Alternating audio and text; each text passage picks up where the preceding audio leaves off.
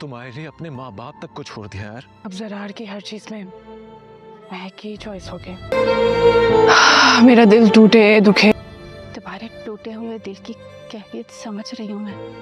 अपने घर को छोड़ दिया, किसी को क्या फर्क पड़ता है।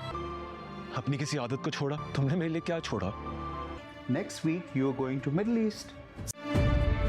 तुम्हें हौसला मेरा अल्लाह पता नहीं कब मेरी सुनेगा। देते देते मेरा हौसला कितना टूट गया। सरकार कुदरत को मेरी मोहब्बत। सीरत चाहे जितनी भी बुरी हो, वो एक माँ है और माँ कभी भी नहीं चाहती कि मेरी बेटी का घर ना बसे। सीरत के इतना समझाने के बावजूद भी ज़ीनिया अभी तक अपने फैसले पे बरकरार है और अपने घर को नहीं सुधारना चाहती। अब शहराम के दिल में भी ये बात बैठ गई है कि ज़ीनिया इसके लिए कुछ भी नहीं करती, वो सिर्फ अपनी ख्वाहिशात को पूरा करना चाहती हैं। तो शहराम इसे साफ साफ कहेगा कि मैंने तुम्हारे लिए सबको छोड़ा, अपने माँ बाप तक को छोड़ दिया, तुमने मेरे लिए क्या किया है? तुम तो अपनी ख्वाहिशात के इतने ताबे हो चुकी हो कि तुम मुझे भूल ही गई हो। तुम सिर्फ और सिर्फ अपनी ख्वाहिशात पूरी करना चाहती हो। उधर महक और जर्रार अपनी शादी में बहुत ही ज्यादा खुश है, लेकिन फरियाल का दिल बहुत ही टूटा हुआ है। वह बहुत ही उदास है और उसकी माँ ये सब देख कर बहुत ही ज्यादा दुखी है। वह बहुत ही ज्यादा परेशान है और वो अल्लाह से दुआएं मांगेगी कि कब मेरी बेटी के लिए कोई खुशियों के दिन आएंगे। और वह ये नहीं जानते कि इसके लिए खुशियों के दिन आने वाले हैं, और वो भी शहराम की शक्ल में। आपको क्या लगता है कि शहराम अब ज़ीनिया के खिलाफ कोई नेक्स्ट बड़ा कदम उठाएगा या नहीं? कमेंट सेक्शन में अपनी कीमती राय का इजहार जरूर करें।